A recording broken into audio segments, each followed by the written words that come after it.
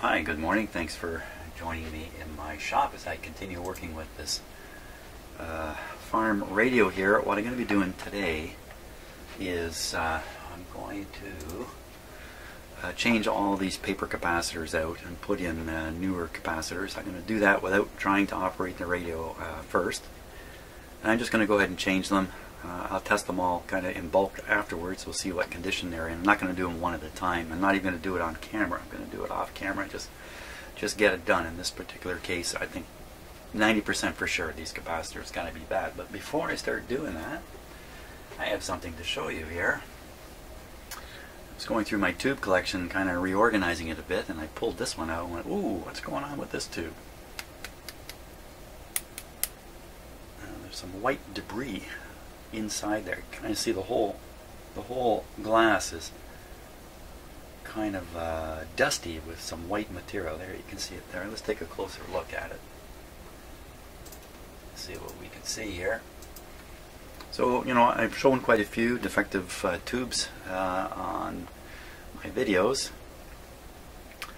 I'm not sure I've ever seen anything quite like this. Can you see the stuff rolling around in the bottom there? See, it's just flaky stuff.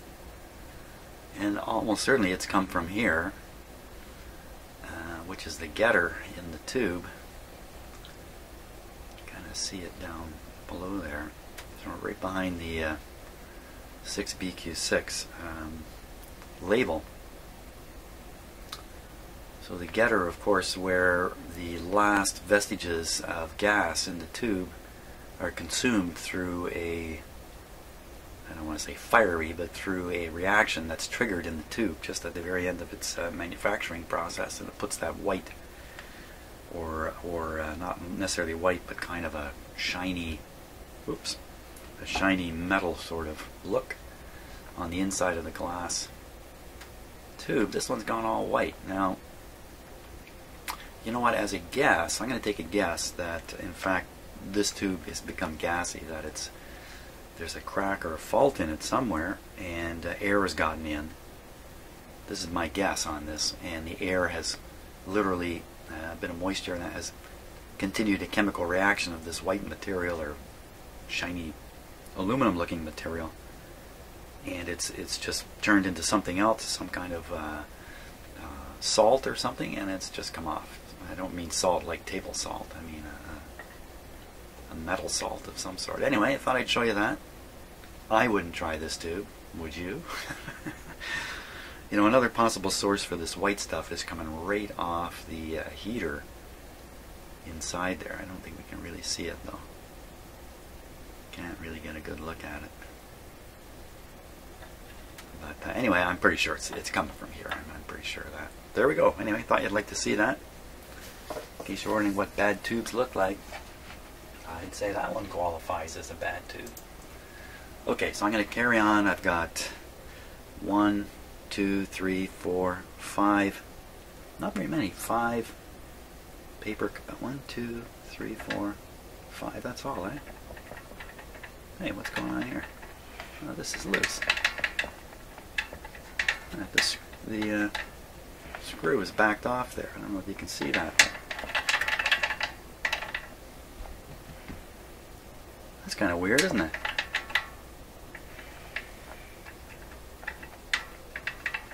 How would that ever get that way?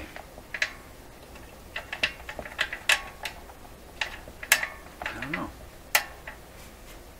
So there's a double mystery here. There's the yellow capacitor, did I put that in there and forget about it, or did somebody else do it? I think somebody else did it the more I look at it. I don't remember working on this radio at all. The most I remember about this radio is I took the front panel off and was stunned to find this behind it, because the front plastic panel is opaque. I think that's as far as I went. It was long enough ago I can't remember. That would mean more than a week ago. Okay, I'm going to get busy here and we'll change the capacitors and we'll fire this guy up. Okay, so I've done a couple capacitors and I noticed something more about this loose nut here. Let's take a look. Hey, I'm using the loose nut in the shop, but not today. Today is this guy here. In fact, what's happened there? Oh, the nut has actually cracked. It's actually It's one of these very cheapo bent sheet metal style of nuts, and I'm sure that that's a crack. That's not supposed to be like that. I mean, you can't tighten this with any kind of strength at all. You probably just peel it right off, in fact. So that's part of the story here. Isn't that kind of odd? Can't imagine that's supposed to be like that. So I'm going to get rid of this and put on a proper nut. Now let's see if I'm like the guys on Mayday, that TV show about airplane accidents. I love to watch. They would look at this piece of metal and study the faces of the crack in order to judge whether that's a fatigue failure. So I'd say so. You know, just looking in the camera here, we're not getting a close enough look.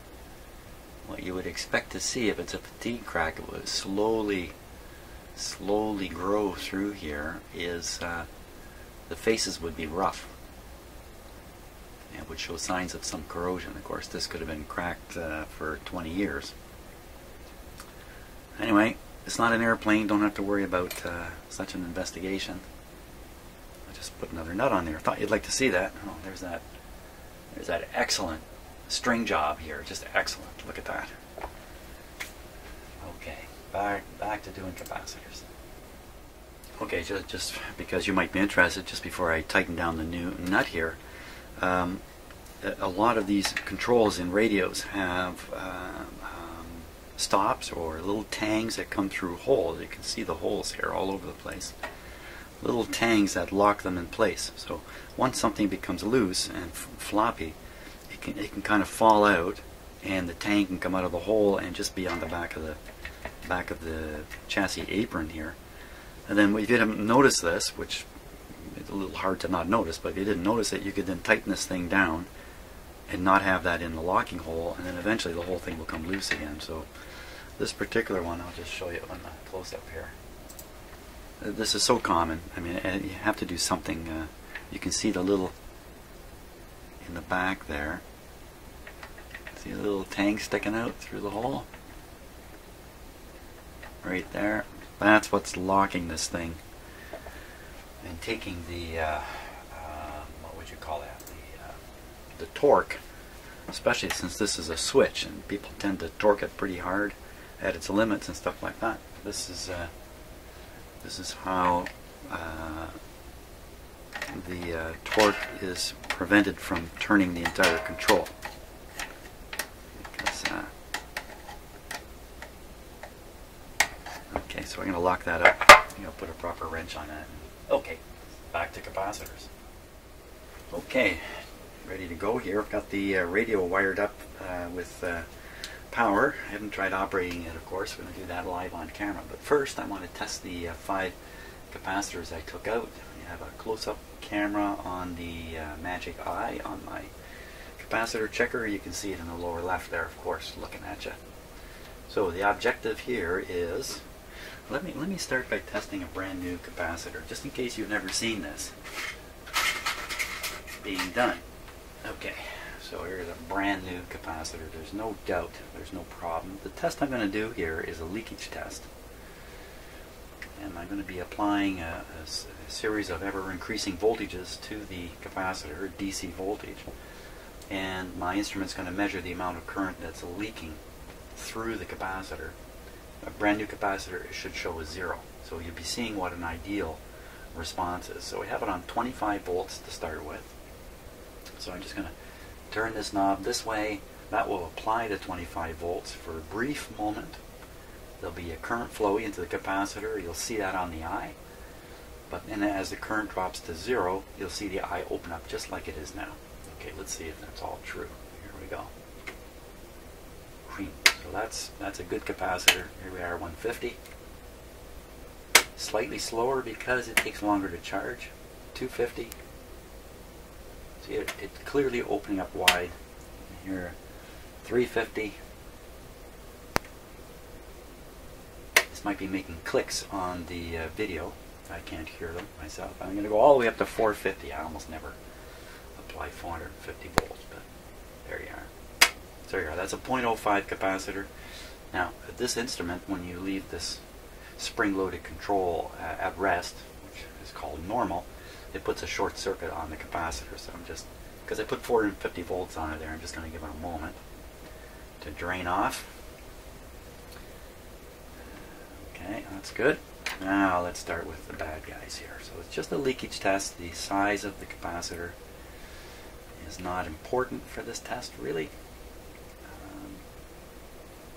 The type is important. If it's an electrolytic capacitor, they all have a bit of leakage anyway. So there we are on there. Let's get back down to 25. We don't want to put 450 volts on one of these.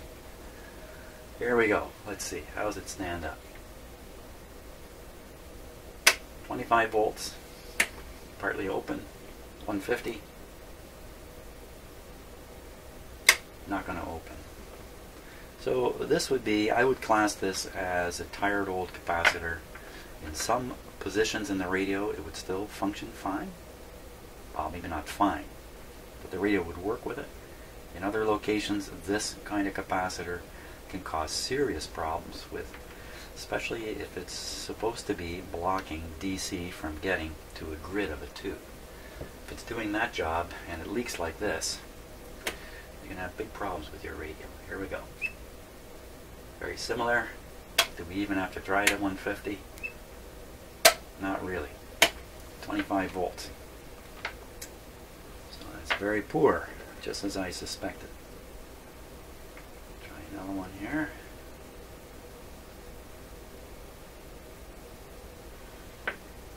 Okay, here we go, 25 volts.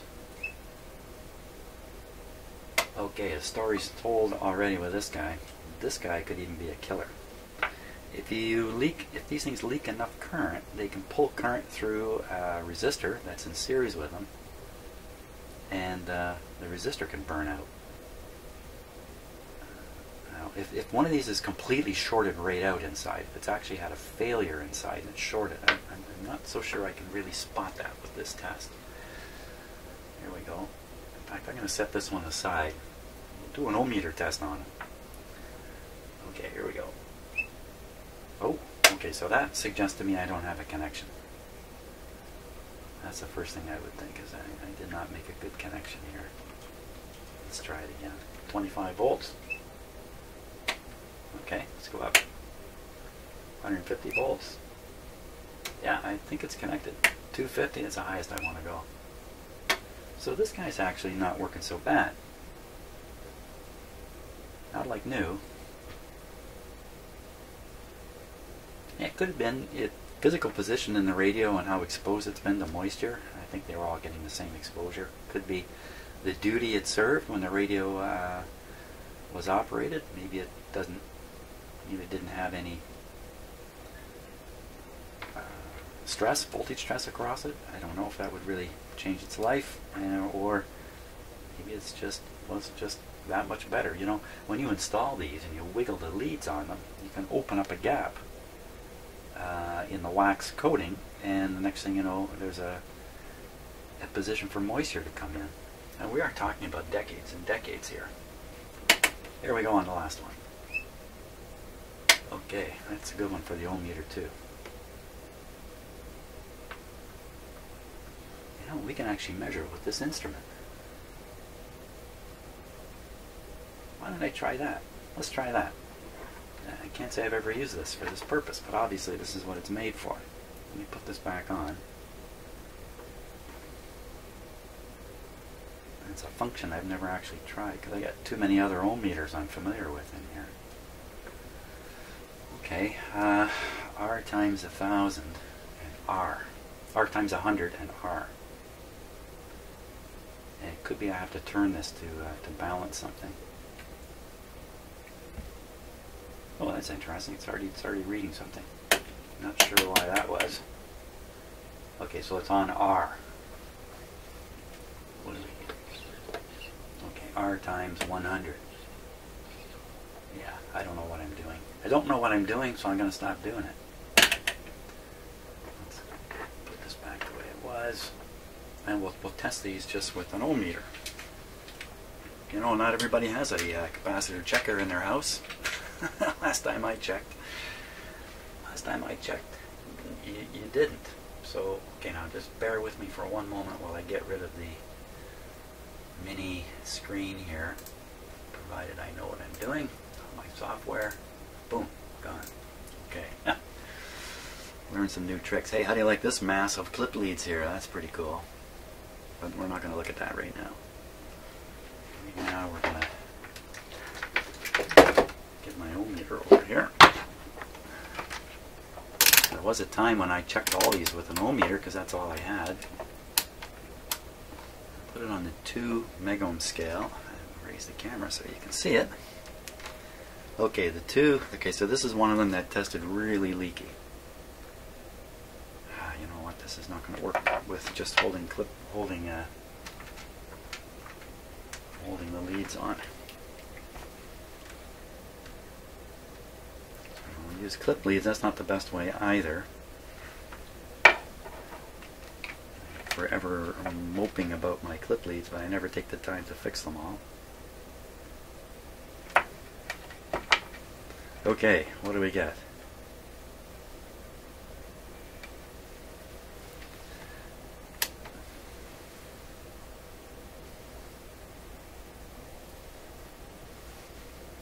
Around 20 million. Around 20 megohms. Going down. Going up. Okay, so I probably have clip lead problems in here and all kinds of stuff going on, but I think that's what you would read. 20 megohms. That's pretty big, isn't it? That's a pretty big value. There, let's try the other one. I kind of like double checking these things and doing them in different ways just to kind of expose any false notions I have about things. Okay, so this guy's more than 20. There he is.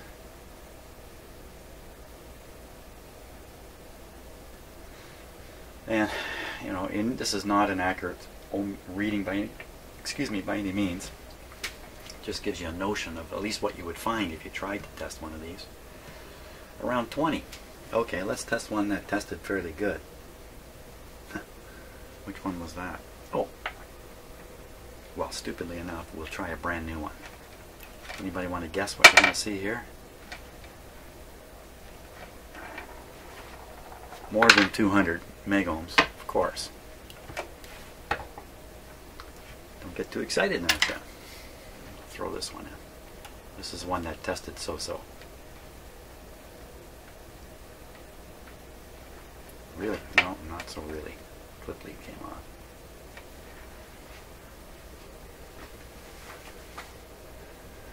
So it's going to come up around 20 again. 15 anyway. Okay, not sure what all that meant, but if I was worried about all the times I'm not sure in here, then I would never be in here. I spend an awful lot of time not sure. Not sure. But I am sure it was worthwhile replacing the capacitors. And you can see the new ones in here. It's interesting. I would normally video all that work, and it would take me about an hour to do this. And without the video running, I did it in about 20 minutes. That tells me something. Okay. It took me a long time to set up the cameras for the capacitor checker. Now, where are we at here? I've got this connected to a DC power supply over here. A little trick I learned on the last farm radio I was using. I have some voltage or current limiting, voltage dropping resistors here. Because my power supply, it puts out a minimum of 5 volts, and we want to power this radio with 1.5 volts. So this power supply is actually not allowed unless I do something to cut back the power. I'm doing that. And we got we got 4 sets of clip leads here. 2 are bringing the power from the filament supply over. And that would be these 2 bigger ones in the back here. And I have a voltmeter connected to them, and the voltmeter is this guy here. Might as well turn them on. Turn them on. Okay, so this guy will read 1.5 volts full scale. And we don't want, we want to get up close to full scale with it, and that's just it warming up, not to jump. Now I also have this guy. Let's turn him on. Okay, he's going to be reading the B+. The B+ is arriving on these two smaller clip leads, and you can see the meter clip leads heading off to the meter over there. So we can read B+, and we can read the voltage supplied to the tube filaments. When I first start, the voltage to the filaments will be around 1 volt. That's what ends up happening with these particular resistors from my past experience. This guy is only going to draw supposedly 200 milliamps. The last radio was drawing 250 milliamps. So we might end up with a little bit of a higher starting voltage, but chances of it being over 1.5 pretty small. Okay, now the DC supply is coming from up here. I'll just put it on standby, let it warm up. And I have the radio cabinet here because in the cabinet is the speaker plugged into the radio, and I got to use that speaker because it's got the output transformer up on the speaker. It's not on the radio itself.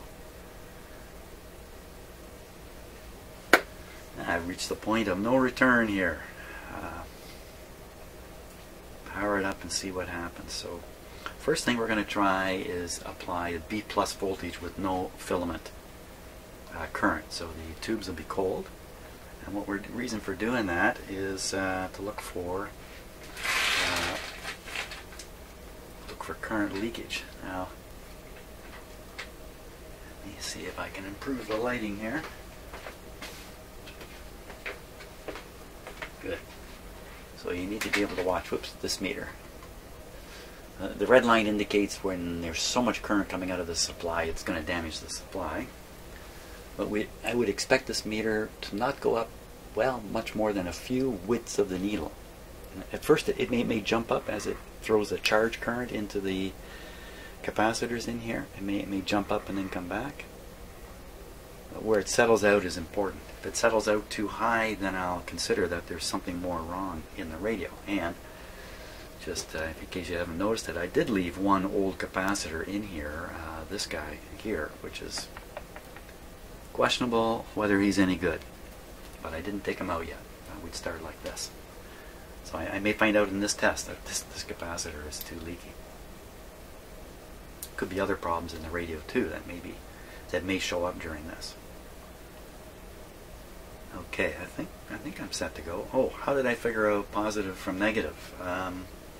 Because I didn't do this on camera, you didn't see how I did it, but basically a combination of studying the schematic and also using an ohm meter to prove out where, down here please, where each of these lead wires was going, and also the schematic showed me the shape of the plug. I could figure out B+ from battery from that, and the polarity just from poking around and identifying which wire is going where and comparing it to the schematic. So I'm pretty sure I got positive and negative right.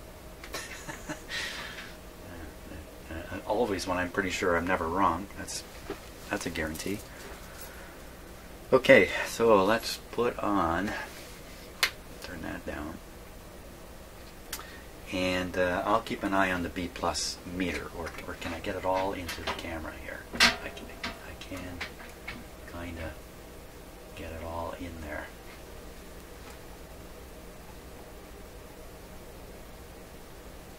Sort of. Okay, so probably got a very slow frame rate now on the camera. But that's okay. You can see the pointers. Stick my arm out here, you won't be able to see them anymore. Move this. Still got them. Top right, bottom left. Okay, so we're gonna put her on here. Come on, focus. Don't leave me now. Down. Okay, watching the current meter and the voltmeter at the same time. The current meter is actually a little more important to watch. Going up.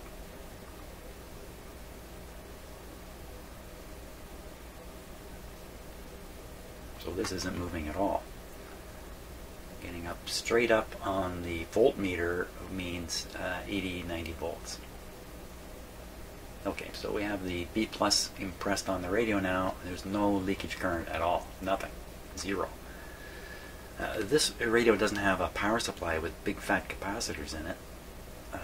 So there's not much to charge up. So the charging effect didn't really show up on the meter. So either that or there's nothing reaching this radio at all and I booped it up somehow. But we'll find out when we actually try to operate it. I'm going to turn it down. Now the next really scary moment is firing up the filaments. Yeah, that's not the right word. I specifically do not want to fire up the filaments here.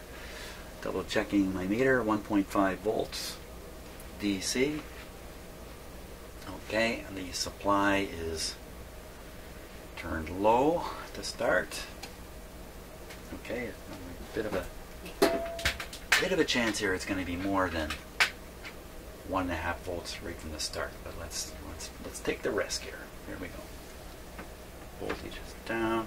Okay. Oh, I want the switch on. Hey, the radio wasn't on, for crying out loud. Okay, back up. Going back to the first test. I'm going to try it for real this time. Okay, yeah, that's another reason why we might have seen nothing happening here. Here we go again. Here we go. Watching this current meter now. I do expect it to come up a little bit. Voltage going up. Voltage coming up around 90 now. Still no current. Trust me, it's okay. It's okay. Trust me. Now we're ready for the much more scary. Power up the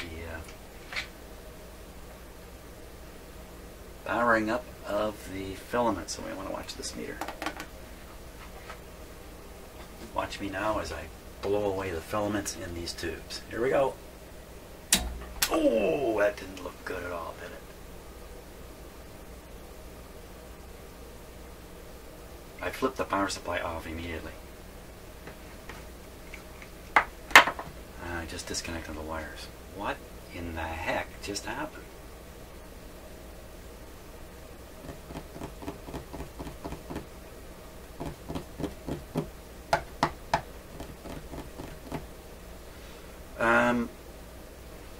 Radio's on, right? Radio's on. What happened? Okay, I'm going to guess that... Okay. That's my power supply saying goodbye after I turn it off. As it discharges, it reaches a point where it thinks it's overloaded for some reason and it chirps at me. Freaks me out every time it happens. Okay, so what did happen there? Okay, so I'm not measuring the current flowing into the radio. I'm measuring the voltage down here at this terminal point.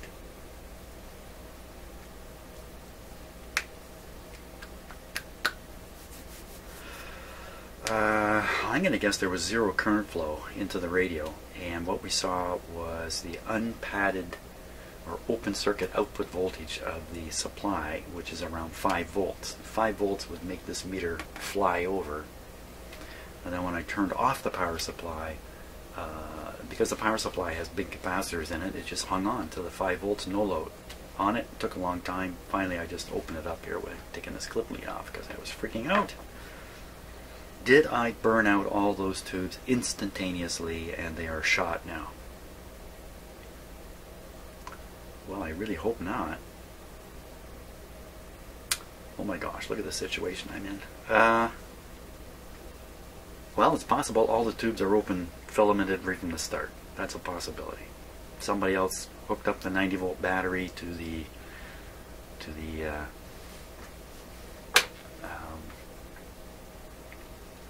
to the filaments in the past, blew them all away, put the radio in a box, and 40 years later it's here on my bench. Another possibility is the switch doesn't work. That's fairly common in these radios. The switches break down in them. The other possibility is I failed to make a secure connection down here where I've clipped the power in. Certainly the voltage reached this point because it flung the meter over. I have the polarity wrong down here. I don't think it makes a heck of a lot of difference on the polarity of the battery voltage. I think there is a better and a worse way. I'm not sure of that. But I also don't think having it backwards would lead to what we just saw.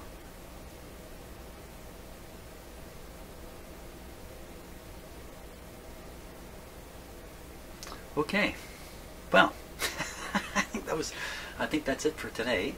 I see by the clock on the bench that my time is pretty well up here, so I think I'm going to call it a day for now, and go away, think about this, of course, because the reality is, in the past I have blown up a radio full of tubes, these kind of tubes, these 1 volt tubes. I blew them up. No, there's no mercy here. There's no mercy. Make a mistake, they're gone. It's just that fast. And they don't yell or scream or go, help me, I'm hurting. They don't do any of that kind of stuff. They just quietly pass away. And then you got to replace them all. That's $30–40 in vacuum tubes. Hopefully I'm not there. Okay.